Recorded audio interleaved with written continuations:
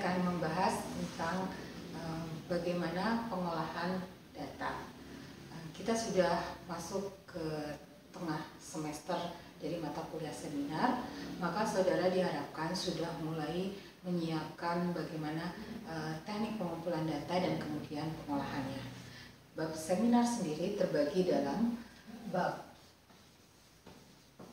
1, pendahuluan, saudara sudah kerjakan. Kemudian bab 2, kaji pustaka dan teori. Bab 3 merupakan setting.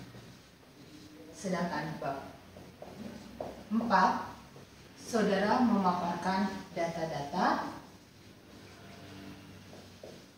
Bab 5 saudara melakukan analisis. Dan bab terakhir atau bab 6 terdiri dari kesimpulan dan saran. Hingga UTS saudara diharapkan sudah mengerjakan hingga bab 3. Kemudian saat ini saya harapkan saudara sudah memasuki bab 4 atau data-data. Kalau kita bahas sampel milik sama, maka dia akan mengumpulkan data-data berkaitan dengan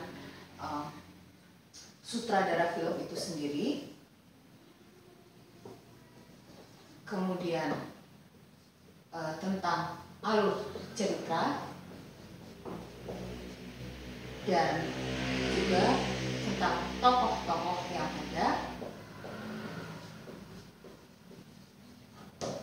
Kemudian dia juga akan mulai memilah adegan. Dari sekian banyak adegan, maka Salwa akan memilih atau bisa memilih beberapa adegan saja yang kemudian dijadikan sampel. Dari sampel ini nanti saudara akan masukkan ke analisis. Gitu. Nah, berkaitan dengan data-data, bagian data-data untuk Fahma misalnya, untuk Fahma maka dia akan menjelaskan bagaimana tentang Bandung. Mulai dari biografi, kemudian karya-karya yang sudah dikerjakan, dan pada akhirnya akan memperlihatkan sampel yang dipilih oleh Fahma, dalam hal ini karya-karya Bandung. Bagi Bimo yang memilih karya Pramuhendra, dan saya sudah menerima bagaimana Bimo sudah mengumpulkan data-data melalui tabel-tabel. Kemudian akhirnya Bimo akan menentukan sampel yang akan dipilih. Nah, saya harapkan dalam minggu ini saudara sudah menyelesaikan bab 4 yang berisi data-data. Gitu ya. Untuk Salman berkaitan dengan karya Edwin, maka Salman sudah menuntaskan berkaitan dengan bagaimana data yang ada kemudian kalian olah menjadi karya dalam bentuk tabel-tabel atau dalam bentuk timeline. Jadi sepanjang minggu ini saya harapkan saudara sudah menuntaskan semua bagian bab 1, 2, 3, dan 4 seminar ini. Untuk penekanan di bab 2 terutama adalah teori. Untuk teori saya akan paparkan secara khusus, mengingatkan kembali pada saudara bagaimana caranya menentukan teori tersebut.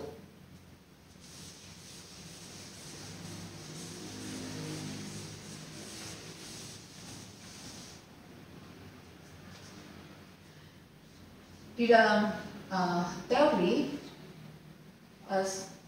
untuk Pramuhendra atau karya Pramuhendra yang dipilih oleh Bimo misalnya, maka dia bisa bicara cari tentang teori spiritualitas. Kemudian jika dilihat tujuan dari seniman membuat karya seni tersebut, maka kita akan tentukan juga fungsi dari karya seni. Jadi ada teori fungsi yang akan digunakan oleh Bimo. Teori spiritualitas, teori fungsi, dan kemudian Bimo memerlukan metode untuk memecahkan karya seni tersebut dalam proses analisis. Maka dia akan memilih metode kritik seni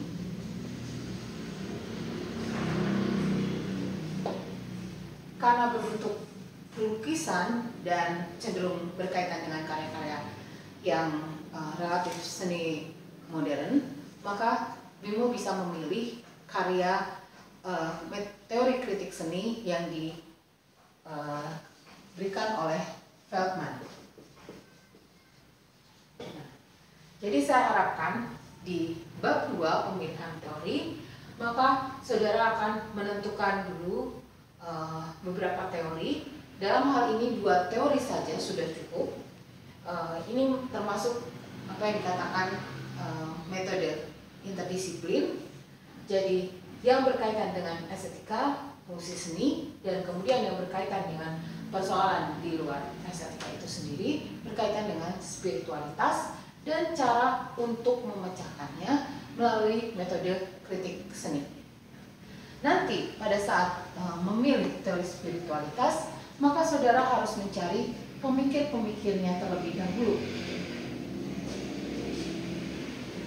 Bisa saja saudara langsung melihat buku Understanding Art ataupun buku Veltman maupun buku-buku lainnya yang berkaitan dengan pembahasan spiritualitas di dalam karya seni.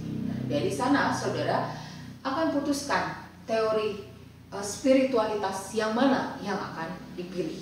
Gitu. Kemudian saudara tuliskan, paparkan nanti ini dijabarkan seperti apa pemikiran tentang spiritualitas tersebut. Berikutnya berkaitan dengan fungsi seni. Fungsi seni yang bisa dipilih mungkin apakah fungsi sosial ataupun fungsi personal. Dalam hal karya Pramuhendra, menurut saya akan lebih tepat memilih karya seni fungsi personal sebagai bentuk ekspresi dari seniman. Saudara tuliskan, kemudian diberikan penjelasan bahwa teori tersebut diambil dari pemikiran siapa. Dalam metode untuk menganalisisnya, ketika saudara memutuskan Veltman, maka ada 4 tahapannya. Ada tahapan mulai dari deskripsi, kemudian analisis formal, interpretasi, dan yang terakhir adalah penilaian. Saudara bisa saja hanya menggunakan 4 tahapan ini tanpa penilaian, karena saudara memang tidak akan membandingkan seniman yang saudara pilih dengan seniman lainnya. Jadi ketika memutuskan hanya 3 tahapan saja dari teori Veltman, maka saudara perlu melengkapi di bab 1 pendahuluan di batasan masalah bahwa teori Veltman ini hanya digunakan hingga tahapan ketiga. Saya rasa hal ini yang perlu saudara ingat ketika menuliskan bab 2. Jadi bukan sekedar mengutip saja, tetapi saudara pikirkan, fokuskan pemikiran yang mana yang paling penting, kemudian saudara tuliskan, dan di akhir pemaparan teori-teori ini, maka saudara akan menyimpulkan. Maka teori yang akan digunakan adalah misalnya teori fungsi seni dari Veltman, kemudian pengertian spiritualitas dari buku Understanding Art. Nah, baru saudara kemudian artinya telah menyelesaikan apa yang dikatakan bab 2 2, subbab 2.2 teori. Nah, di akhir pembahasan ini, maka target dari minggu ini, maka saudara harus menyelesaikan bab 4 tentang data-data dijabarkan. Jangan lupa cara pengolahan data bisa saudara dengan membuat tabel-tabel, membuat timeline, ataupun dengan membedah gambar atau sampel dari tayangan-tayangan visual yang saudara pilih.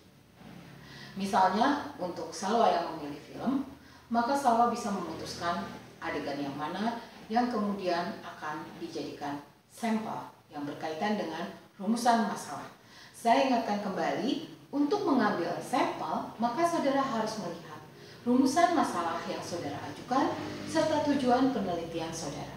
Sehingga rumusan masalah tersebut, sehingga sampel yang saudara pilih sudah sangat tepat dan sesuai dengan tadi persoalan yang saudara tanyakan. Saya rasa hari ini cukup sekian. Terima kasih atas perhatian saudara. Jika ada hal-hal yang ingin ditanyakan, saudara bisa menghubungi saya melalui WhatsApp di jam-jam kerja. Terima kasih.